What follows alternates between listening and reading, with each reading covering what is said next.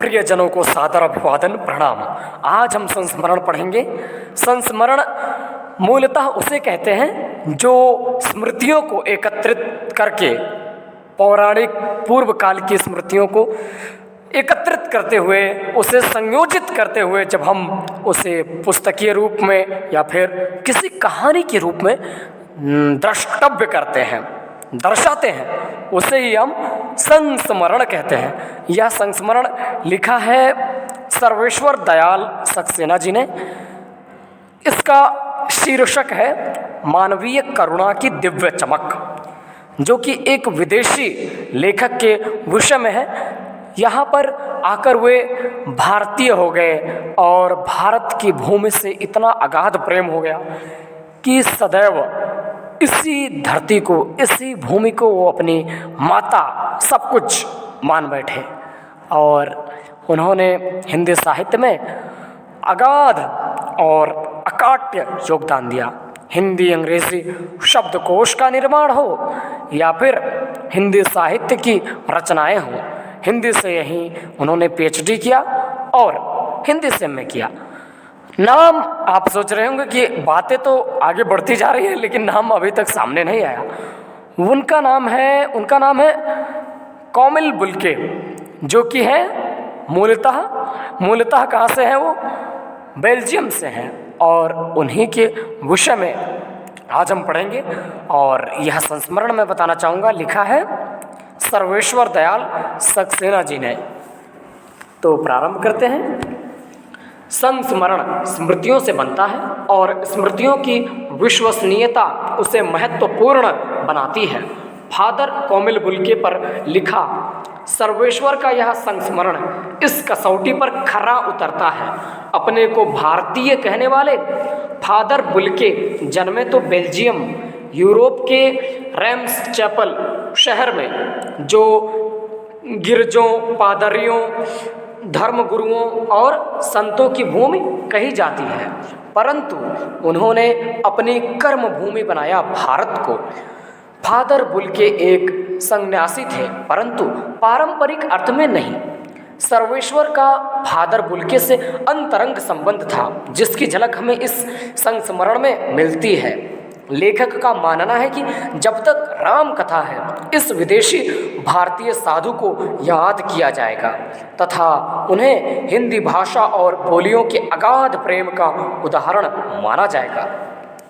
मानवीय करुणा की दिव्य चमक, अर्थात मानवीय करुणा यानी मानव की जो करुणा की दिव्य चमक होती है, जो मानव में स्वाभाविक गुण होने चाहिए, उसकी दिव्य चमक यहाँ पर प्रस्तुत की है, उसकी झांकी प्रस्तुत की है यहाँ पर सर्वेश्वर दयाल सक्सेना जी ने। और किसके विषय में? फादर कोमिल बुल्के के विषय में। तो ये संस्मरण अब प्रारंभ होता है। पहले तो हमने इसके विषय में जानकारियाँ देखी। फादर को जहरबाद से नहीं मरना चाहिए था, अर्थात जहरबाद एक रोग होता है और उस रोग के विषय में हम जान लेंगे अवश्य ही कि वो रोग होता क्या है। वो रोग है गैंग्रीन, एक तरह का जहरीला और कष्टसाध्य फोड़ा होता है। तो ये रोग के रूप में ही सामने आ जाता है। हालांकि ये तो एक फोड़ा है जिसका नाम है गैंग्रीन, एक तरह का जहरीला फोड़ा होता है और ये अत्यंत कष्टसाध्य होता है, अर्थात पीड़ादायक होता है। तो फादर को जहरबाद से नहीं मरना चाहिए था, ऐसा लेखक कह रहे हैं। जिसकी रगों में दूसरों के लिए मिठास भरे अमृत के अतिरिक्त और कुछ नहीं था, उसके लिए इस जहर का विधान क्यों हो विधान ऐसा? यह सवाल किस ईश्वर से पूछें? प्रभु की आस्था ही जिसका अस्तित्व था, वह देह की इस यातना की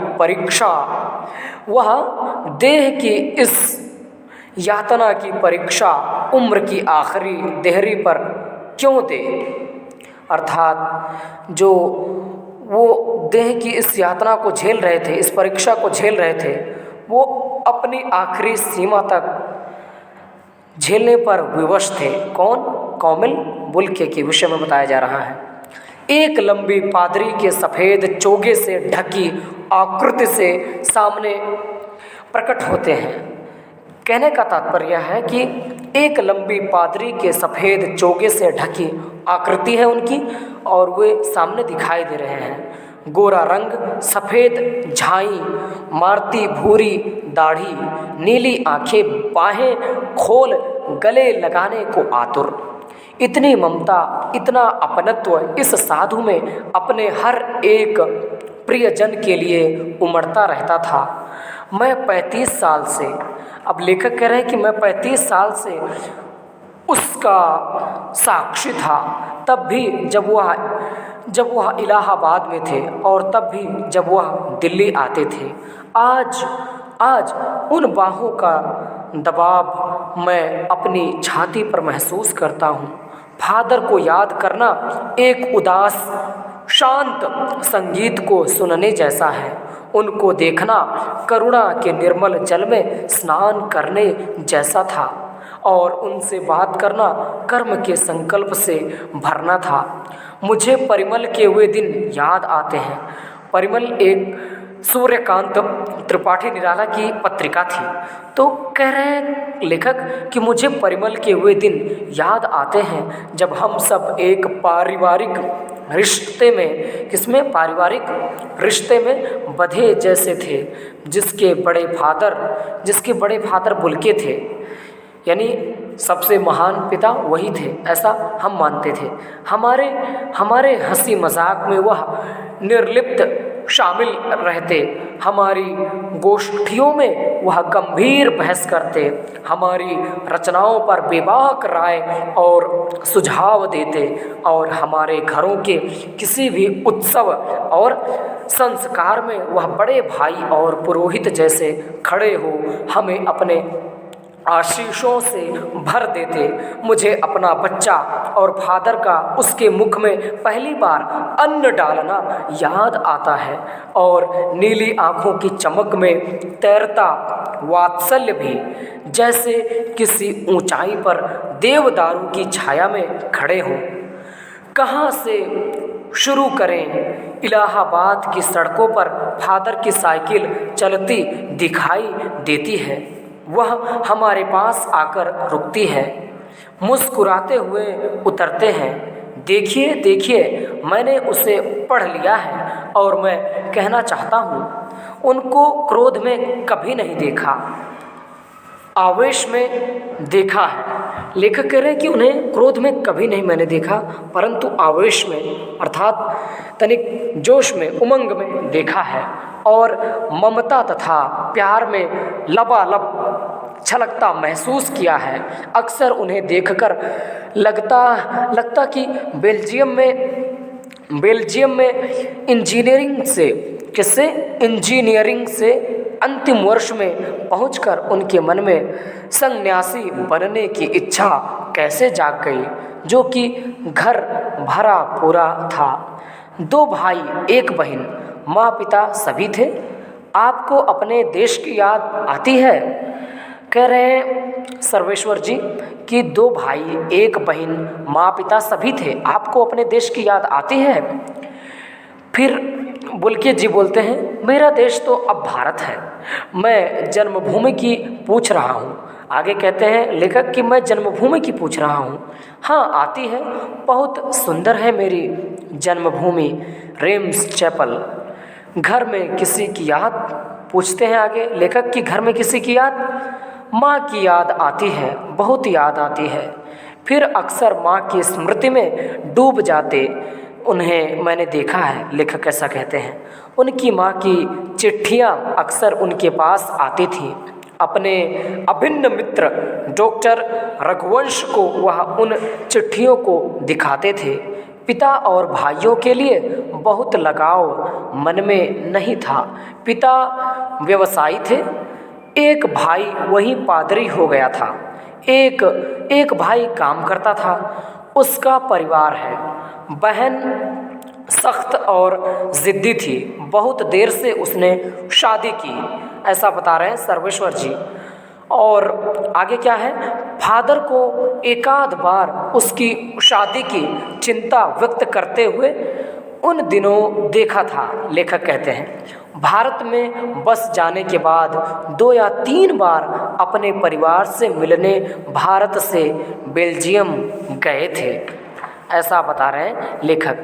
लेकिन मैं तो सन्यासी हूँ, आप सब छोड़कर क्यों चले आए? लेखक पूछते हैं कि आप सब छोड़कर क्यों चले आए? प्रभु की इच्छा थी। वह बालकों की सी सरलता से मुस्कुराकर कहते, माँ ने बचपन में ही घोषित कर दिया था कि लड़का हाथ से गया। और सचमुच इंजीनियरिंग के अंतिम वर्ष की पढ़ाई छोड़ फादर बुल के सन्यासी होने जब धर्म गुरु के पास गए और कहा कि मैं सन्यास लेना चाहता हूँ तथा एक शर्त रखी, संन्यास लेते समय संन्यास चाहने वाला शर्त रख सकता है कि मैं भारत जाऊंगा। भारत जाने की बात क्यों उठी नहीं जानता, बस मन में यही था। इन्होंने कहा कि मुझे पता नहीं कि भारत जाने की इच्छा क्यों हुई, लेकिन मैंने सोचा कि मैं भारत ही जाऊंगा। बुल्के जी ने कहा। उनकी शर्त मान ली गई और वह भारत आ गए। पहले जिसेट संघ में 2 साल पादरियों के बीच धर्माचार की पढ़ाई की, फिर 9 से 10 वर्ष दार्जिलिंग में पढ़ते रहे। कोलकाता से बीए किया और फिर इलाहाबाद से एमए। उन दिनों डॉक्टर धीरेन्द्र वर्मा हिंदी विभाग के अध्यक्ष थे। शोध प्रबंध प्रयाग विश्वविद्यालय के हिंदी विभाग में रहकर 1950 में पूरा किया गया। कह रहे हैं कि हिंदी विभाग में रहकर 1950 में उन्होंने अपना शोध कार्य पूरा किया। रामकथा उत्पत्ति और विकास परिमल में उसके अध्याय पढ़े गए थे। और आगे कहते हैं कि फादर ने मातरलिंक के प्रसिद्ध नाटक बताते हैं कि सर्वेश्वर जी फादर ने मातरलिंक के प्रसिद्ध नाटक ब्लू बर्ड का रूपांतर भी किया था, यानी उसका रूप परिवर्तन भी किया था। नील पंछी के नाम से हिंदी में उसको रूपांतरित किया था, यानी भाषा का परिवर्तन कर दिया था उन्होंने। जैसे वो इंग्लिश में रही होगी रचना, तो उन्होंने हिंदी में उसको पुनः परिवर्तित कर दिया था। बाद में वह सेंट जेवियर्स कॉलेज रांची में हिंदी तथा संस्कृत विभाग के विभागाध्यक्ष हो गए और यहीं उन्होंने अपना प्रसिद्ध अंग्रेजी हिंदी कोश तैयार किया और बाइबल का अनुवाद भी किया। और वही बीमार पड़े, पटना आए। दिल्ली ने उन्हें बहुत कुछ दिया। दिल्ली आए और चले गए। 47 वर्ष, यानी कितना वर्ष? 47 वर्ष देश में रहकर और 73 वर्ष की जिंदगी जीकर फादर बुल के संकल्प से सन्यासी थे। कभी कभी लगता है वह मन से सन्यासी नहीं थे, रिश्ता बनाते थे तो तोड़ते नहीं थे। 10 साल बाद मिलने के बाद भी उसकी गंध महसूस होती थी। वह जब भी दिल्ली आते ज़रूर मिलते, खोज कर समय निकाल कर गर्मी सर्दी बरसात झेल कर मिलते, चाहे 2 मिनट के लिए ही क्यों ना मिले। यह कौन सन्यासी करता है? उनकी चिंता हिंदी को राष्ट्र भाषा के रूप में देखने की थी। हर मंच से इसकी तकलीफ बयान करते थे, इसके लिए अकाट्य तर्क देते थे। बस इसी एक सवाल पर उन्हें झुंझलाते देखा है और हिंदी वालों द्वारा भी हिंदी की उपेक्षा पर दुख करते उन्हें पाया है। अर्थात जब हिंदी वाले हिंदी की निंदा करते तब उन्हें बहुत दुख होता था। घर परिवार के बारे में, निजी दुख तकलीफ के बारे में पूछना उनका स्वभाव था और बड़े से बड़े दुख में उनके मुख से सांत्वना के जादू भरे दो शब्द सुनना एक ऐसी रोशनी से भर देता था जो किसी गहरी तपस्या से जन्मती है।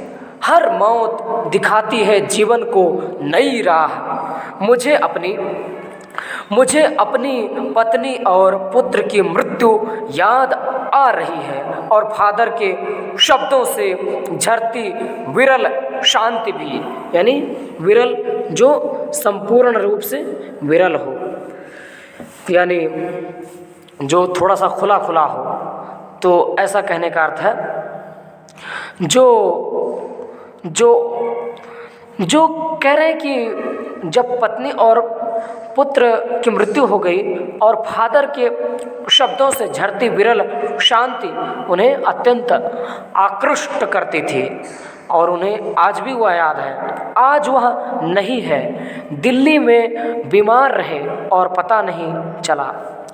कह रहे लेखक कि आज वह नहीं है, दिल्ली में बीमार रहे और पता नहीं चला। बाहें खोलकर इस बार उन्होंने गले नहीं लगाया।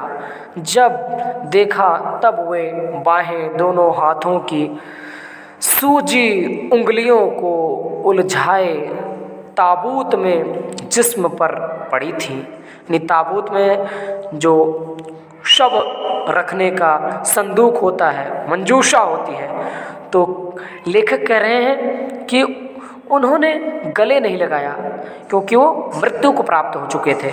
जब देखा तब वे बाहें दोनों हाथों की सूजी उंगलियों को उलझाए ताबूत में जिस्म पर पड़ी थी, यानी ताबूत में जिस्म पर पड़ी थी। जो शांति बरसती थी वह चेहरे पर स्थिर थी, सरलता से जम गई थी वह शांति। वह 18 अगस्त 1982 की सुबह 10 बजे का समय था। दिल्ली में कश्मीरी गेट के निकलसन कब्रगाह में उनका ताबूत एक छोटी सी नीली गाड़ी में से उतारा गया। कुछ पादरी रघुवंश जी का बेटा और उनके परिजन राजेश्वर सिंह उसे उतार रहे थे। फिर उसे उठाकर एक लंबी सकरी उदास पेड़ों की घनी छाह वाली सड़क से कब्रगाह के आखिरी छोर तक ले जाया गया, जहां धरती की गोद में सुलाने के लिए कब्र अवाक मुंह खोले लेटी थी। ऊपर करील की घनी छाह थी। करील एक झाड़ियों का पौधा होता है जिसमें झाड़ियाँ होती हैं, कांटे नहीं होते। तो कह रहे हैं कि ऊपर करील की घनी छाह थी और चारों ओर कब्रें और तेज धूप के वृत्त, यानी तेज वृत्त यानी धूप ही धूप, और ऐसा प्रतीत हो रहा है कि चारों ओर गोलाई में धूप ही धूप है। जैनेन्द्र कुमार, विजयेंद्र, स्नातक अजित कुमार, डॉक्टर निर्मला जैन और मसीही समुदाय के लोग, पादरीगण उनके बीच में गैरिक वसन पहने इलाहाबाद के प्रसिद्ध विज्ञान शिक्षक डॉक्टर सत्यप्रकाश और डॉक्टर रघुवंश भी, जो अकेले उस सकरी सड़क की ठंडी उदासी में बहुत पहले से खामोश दुख की विचारों में निरंतरता के साथ खोए थे। खामोश दुख की किन्हीं अपरिचित आहटों से दबे हुए थे, सिमट आए थे कब्र के चारों तरफ। फादर की देह पहले कब्र के ऊपर लिटाई गई। मसीही विधि से अंतिम संस्कार शुरू हुआ। मसीही विधि यानी जो वो क्रिश्चियन की विधि होती है, क्योंकि वो एक क्रिश्चियन थे, तो इसीलिए कहा जा रहा है कि मसीही विधि से अंतिम संस्कार शुरू हुआ। रांची के फादर पास्कल तोयना के द्वारा उन्होंने हिंदी में मसीही विधि से प्रार्थना की। फिर सेंट जेवियर्स के रेक्टर फादर पास्कल ने उनके जीवन और कर्म पर श्रद्धांजलि अर्पित करते हुए कहा, फादर बुल के धरती में जा रहे हैं, इस धरती से ऐसे रत्न और पैदा हो। डॉक्टर सत्यप्रकाश ने भी अपनी श्रद्धांजलि में उनके अनुकरणीय जीवन को नमन किया। फिर देह कब्र में उतार दी गई। मैं नहीं जानता इस सन्यासी ने कभी सोचा था या नहीं कि उसकी मृत्यु पर कोई रोएगा या नहीं, लेकिन उस क्षण रोने वालों की कमी नहीं थी। नम आँखों को गिनना असंभव था, स्याही फैलाना था। लेखक कह रहे हैं कि जब उनकी मृत्यु हो गई तो उस क्षण रोने वालों की कमी नहीं थी। नम आँखों को गिनना स्याही फैलाना है। इस तरह हमारे बीच से वह चला गया जो हम में से सबसे अधिक छायादार, फल फूल, गंध से भरा और सबसे अलग, सबका होकर सबसे ऊंचाई पर मानवीय करुणा की दिव्य चमक में लहलहाता खड़ा था, जिसकी स्मृति हम सबके मन में जो उनके निकट थे, किसी यज्ञ की पवित्र आग की आँच की तरह आजीवन बनी रहेगी। मैं उस पवित्र ज्योति की याद में श्रद्धानत हूँ। लेखक आगे कहते हैं कि मैं उस पवित्र ज्योति की याद में आज भी श्रद्धानत हूँ, यानी श्रद्धा से शीश को झुकाए हुए हूँ। और इसी के साथ यह संस्मरण समाप्त होती है। संस्मरण को लिखा था सर्वेश्वर दयाल सक्सेना जी ने। इसमें और क्या सुधार करना है अवश्य ही आप सभी मुझे बताइएगा। मेरी पढ़ने की शैली, इस कथा को बताने की शैली में यदि कोई त्रुटि हो, कोई भी आपको लगता है कि वास्तव में सुझाव देना चाहिए, कोई ऐसी महनीयतम विचार अभिव्यक्ति आपकी है तो अवश्य दें। इसी के साथ जय हिंद, जय भारत।